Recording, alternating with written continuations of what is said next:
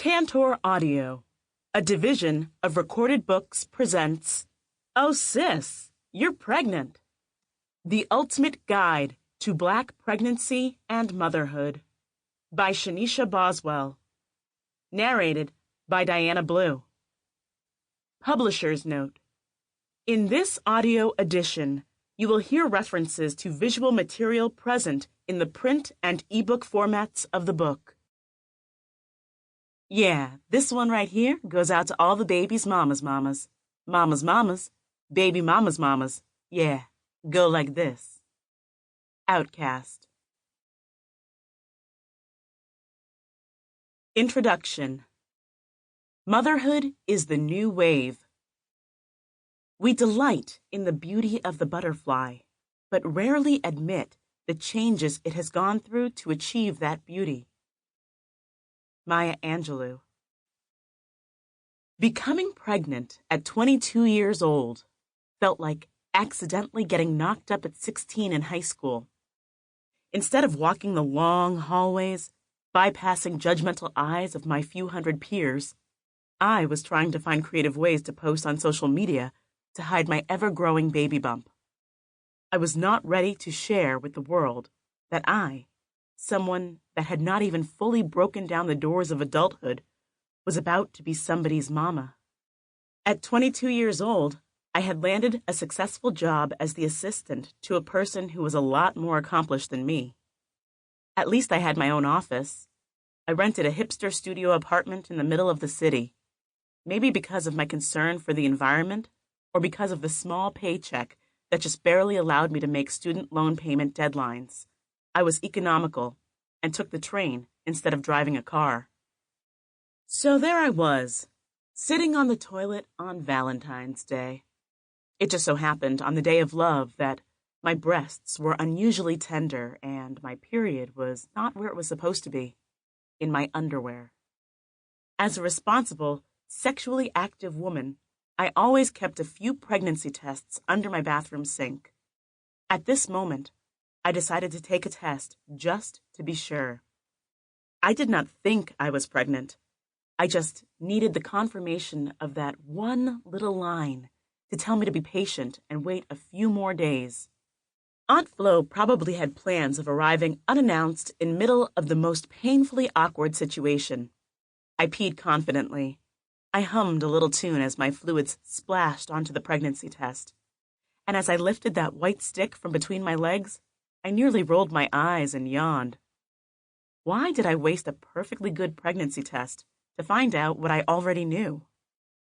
There is this feeling you have when something catches you completely off guard, and you have no idea that there is even an inkling of a possibility that this could happen to you.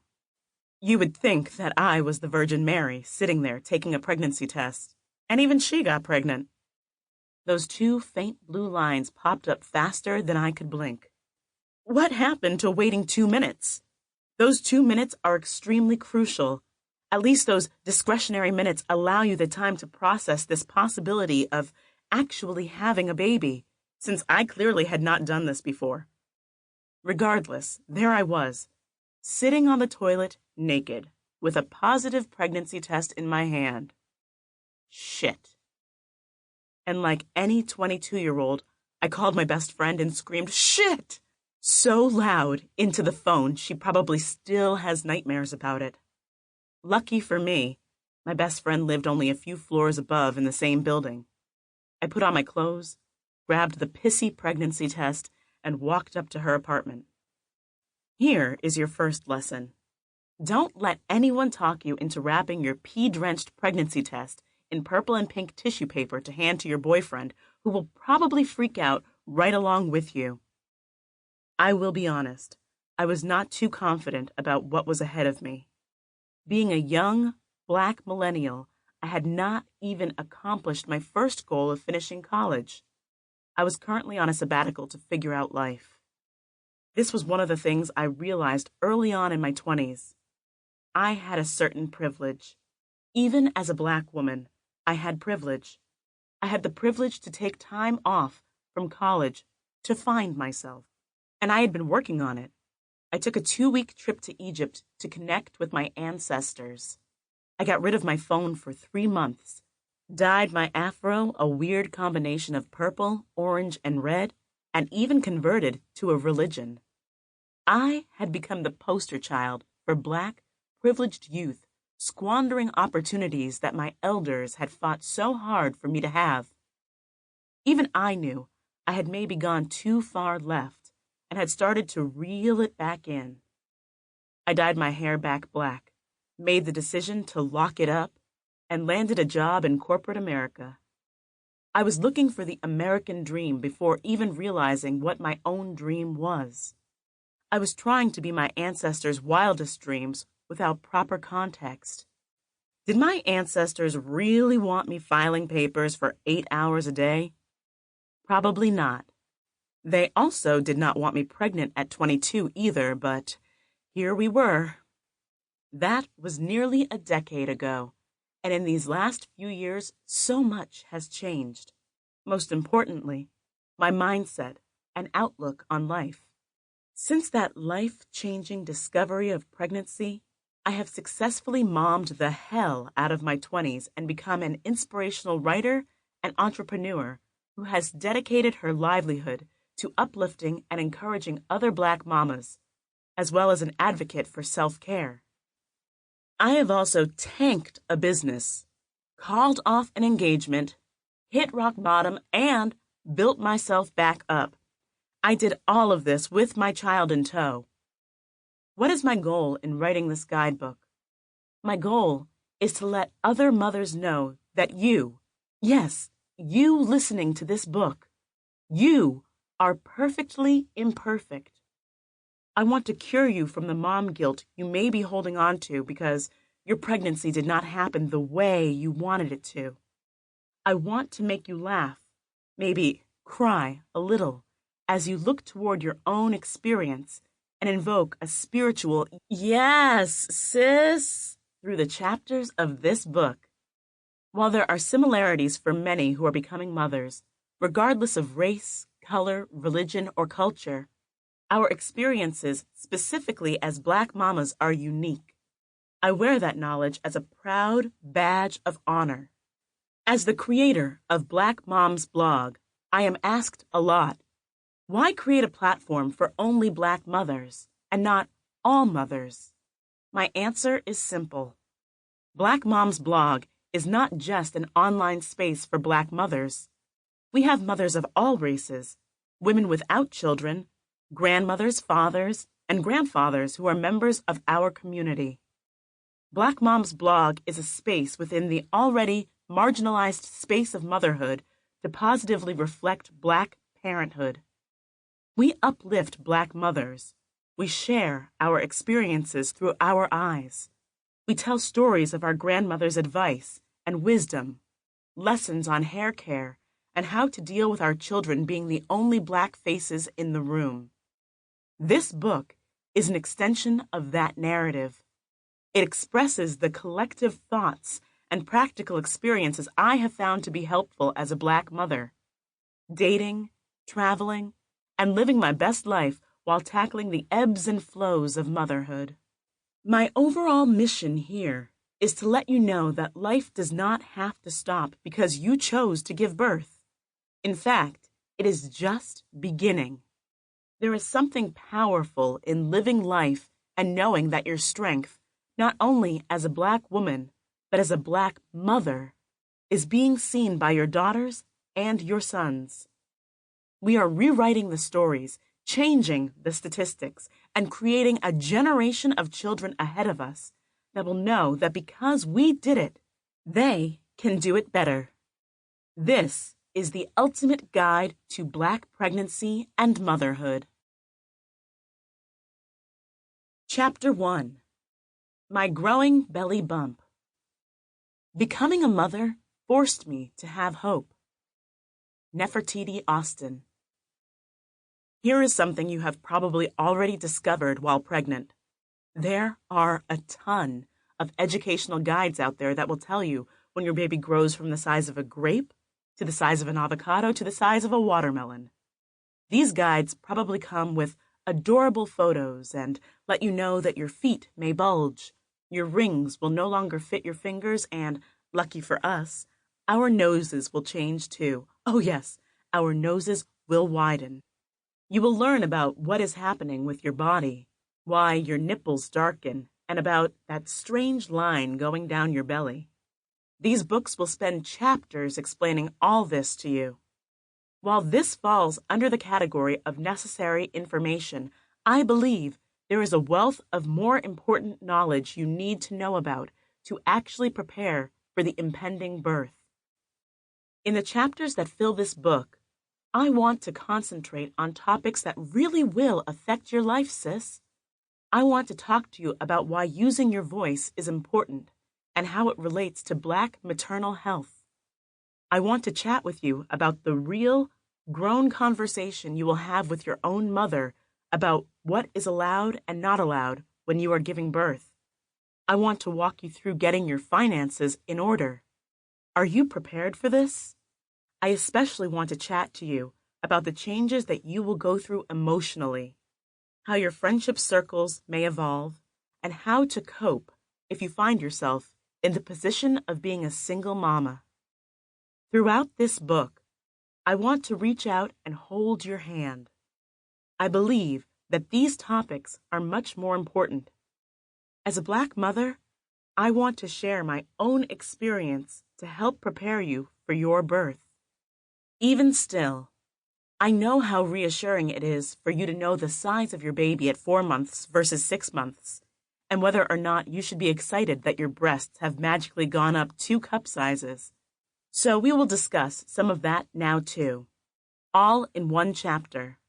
Then we can move on to some of the other topics that will help prepare your mind for motherhood.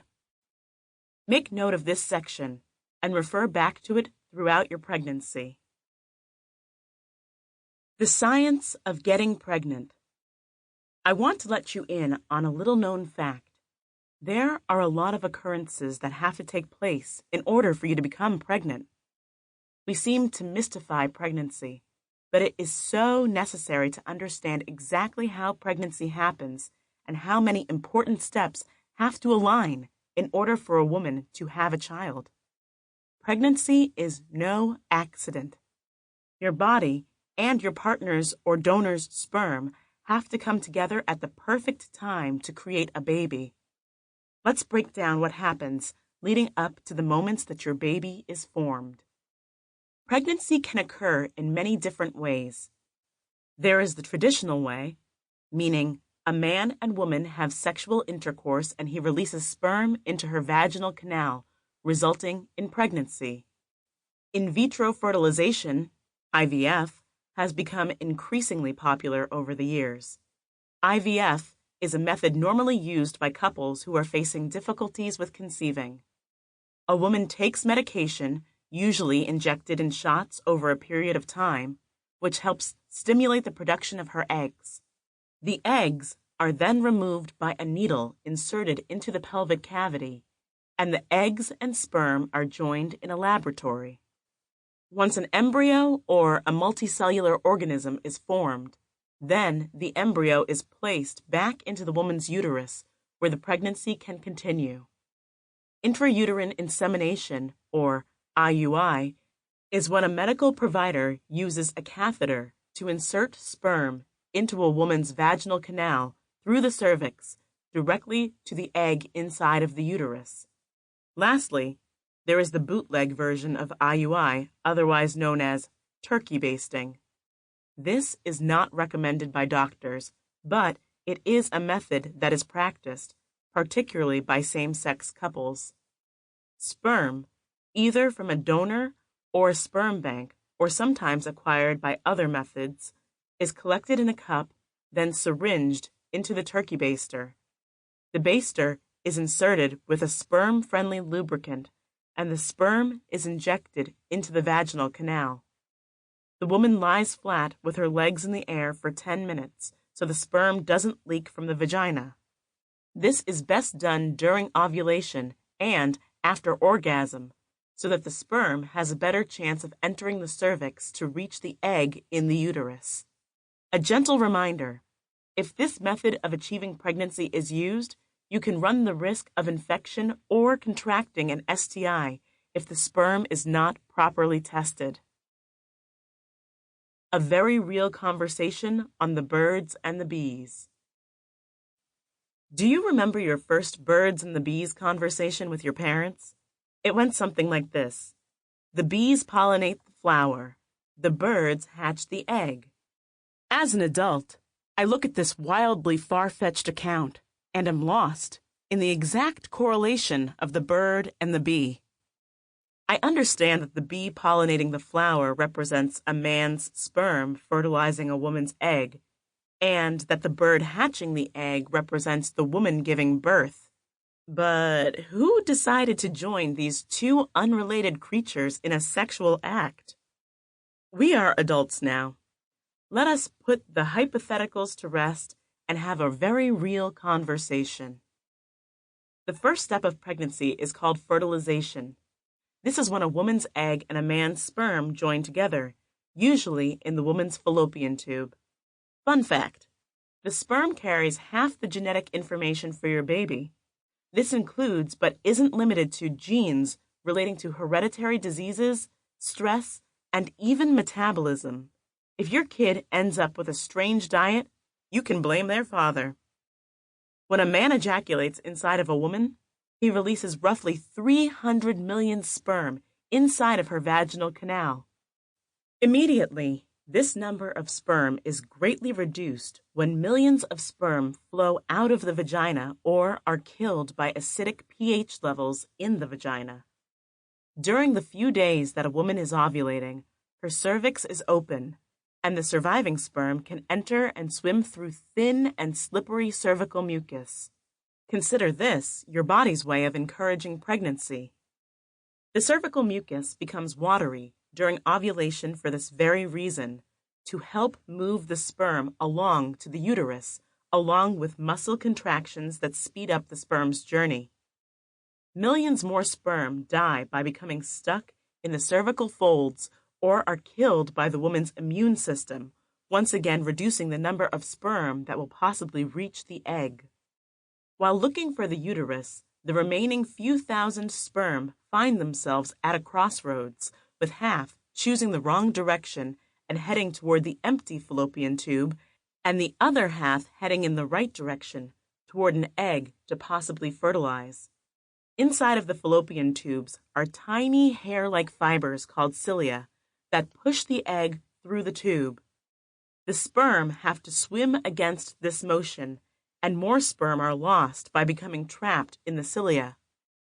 During this time, the sperm undergo a transformation due to the chemicals in the reproductive tract. This causes a surge of hyperactivity, and the sperm swim faster toward the egg. Of the original 300 million sperm, only a few dozen remain once the sperm reaches the egg. Our eggs are protected by a layer of cells called the corona radiata, which the sperm has to push through, only to reach another layer of protective cells called the zona pellucida. Once these protective cell layers are bypassed, the sperm attaches itself to specialized sperm receptors on the surface of the egg, causing digestive enzymes to be released from the sperm. This allows the sperm to burrow into the layer of the zona pellucida. The first sperm that makes it through fertilizes the egg. Usually only one sperm out of 300 million attaches to the egg cell membrane, and then the membrane hardens to keep out all other sperm that may be trying to attach to fertilize the egg. One sperm out of 300 million. Your pregnancy has a purpose, sis. Don't ever forget that. What about moms of multiples? If you are currently pregnant with twins or multiples, consider yourself a part of the special group of only 4% of births worldwide. The number of fraternal twins and multiples have actually increased due to more women seeking out fertility treatments to become pregnant. Other factors, such as genetics, age, and location, also affect the rate at which mothers birth multiples. Women from Africa, as well as older mothers, are more likely to birth fraternal twins. A mom of multiples is considered to be a hyper-ovulating woman, which is hereditary through the maternal line. Keeping things simple, let's focus on the most common two types of multiples: identical and fraternal. Identical twins are called monozygotic, and fraternal twins are referred to as dizygotic. Mono, or one, means that only one zygote is formed, and di, or two, means two zygotes are formed. When the sperm implants the egg in a monozygotic pregnancy, the one zygote splits into two separate zygotes, basically creating a carbon copy of the first zygote. These two zygotes are either boy-boy or girl-girl. Monozygotic multiples have the exact same genes, all the way down to their biological gender. In a dizygotic pregnancy, two eggs are ovulated from the mother at the same time and fertilized by two different sperms from the father. These zygotes are completely different, but just happen to be born at the same time. Their genes are not clones, so they have no closer relation than two siblings born 5, 10, or even 20 years apart. These zygotes can be boy-boy, girl-girl, or boy-girl. Understanding the scientific process of pregnancy is very important not only for your own benefit, but so you have the information to pass on to your children as they become older. We also have to make pregnancy knowledge humanistic, relate it back to us as Black women, and take it out of its proverbial box. The science of pregnancy must be understood, and the visuals around childbirth and your growing baby bump are just as important. Think about it. How many times have you Googled images of a growing belly bump and seen yourself? In this book, I want you to see yourself in every aspect. From the visuals to the education, everything you hear is intended to represent you. Let's explore what happens week by week during our pregnancy. Week 4. Your baby is the size of a poppy seed. You probably just found out that you are pregnant and are not experiencing intense pregnancy symptoms just yet. During this time, you may notice slight tenderness in your breasts, light cramping, and mood swings, which could all be disguised as early signs of your menstrual cycle. Your little one is forming its amniotic sac, or bag of fluids, which will be the cozy home for your embryo for the next 8 months. If you have not done so yet, pick up your prenatal vitamins. Prenatal vitamins, or supplements, contain the right amount of nutrients and minerals needed for you and your baby. You can check with your medical provider about which vitamins are best for you. Week 8. Your baby is the size of a strawberry. By this point, Mama, you may have better insight into your body's changes during pregnancy. You may be experiencing morning sickness and food aversions. While you are going through some major changes, so is your baby. Your tiny human is forming its eyes, nose, and lips, plus it has a heartbeat that is drumming away at around 150 to 170 times per minute, nearly twice as fast as your own. In the next 2 weeks, your doctor will perform genetic testing to make sure your baby is healthy. Your doctor may do an ultrasound to check you for placenta previa, which is when the placenta rests low and covers all or part of the cervix. This can cause vaginal bleeding and may result in a C-section birth. Week 12. Your baby is the size of a lemon. Speaking of lemons, how are your pregnancy symptoms? You are nearing the end of your first trimester, and some of your pregnancy symptoms should be starting to ease up a bit. You no longer look bloated and are beginning to look like the pregnant woman that you are. Wear it proudly. You and your babe still have 6 months to go. It is better to get used to the bump now rather than later. You may notice your nipples are starting to get larger and darker during week 12. Your body is prepping early for breastfeeding.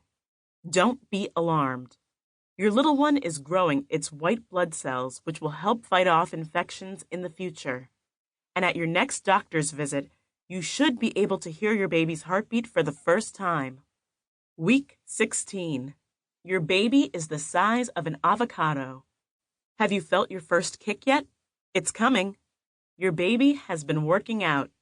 Your tiny avocado now weighs around 4 ounces and may need some sunglasses because his or her little eyes are in action and can experience sensitivity to light. The best part? Facial muscles are developing so your baby can squint, frown, and smile. Here's a tip. Now is the time to start singing and talking to your little one. They can hear your voice. Mama, you may notice the horizontal line that has been forming on your belly start to darken.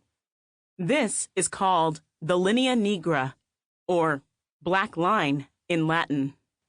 The linea nigra becomes hyperpigmented due to pregnancy hormones. Week 20. Your baby is the size of an artichoke. You just hit your halfway mark, Mama. Those fluttery feelings in your belly may be gas, or it may be your little one doing somersaults. If you have not felt baby kicks yet, you are very close. You are also at the pregnancy stage where your baby's gender can be revealed if you choose the traditional ultrasound route.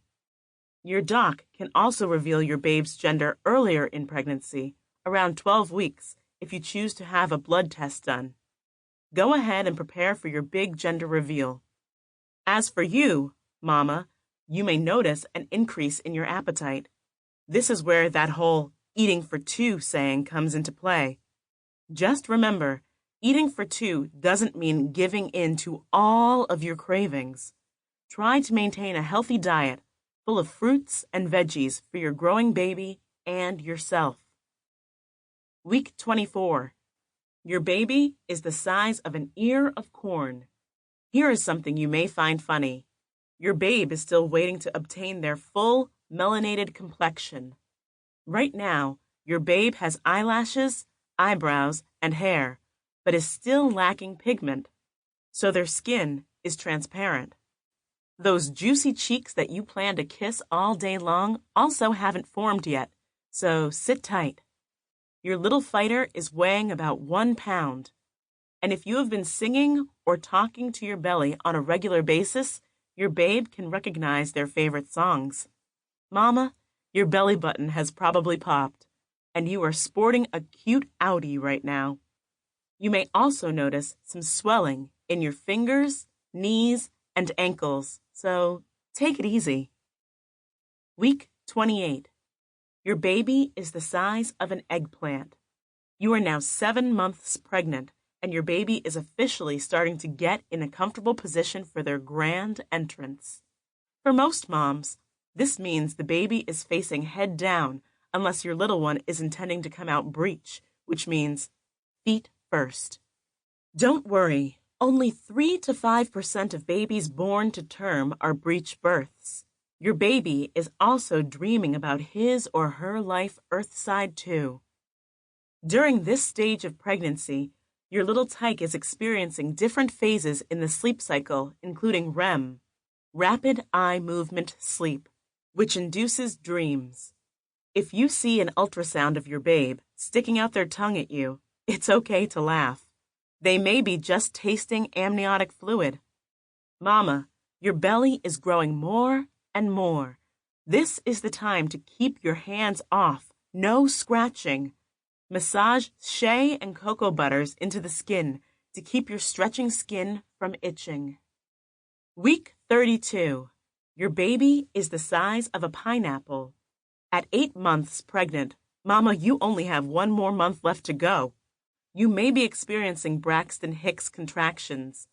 Think of these as your body's unfriendly way of sending you irregular practice contractions to prepare you for your actual labor. If you haven't signed up for maternity photos, now may be the time to do it. Your belly should be full and sitting high, still perfect for capturing the moment in time of your pregnancy. Your little one is now... Sample complete. Ready to continue?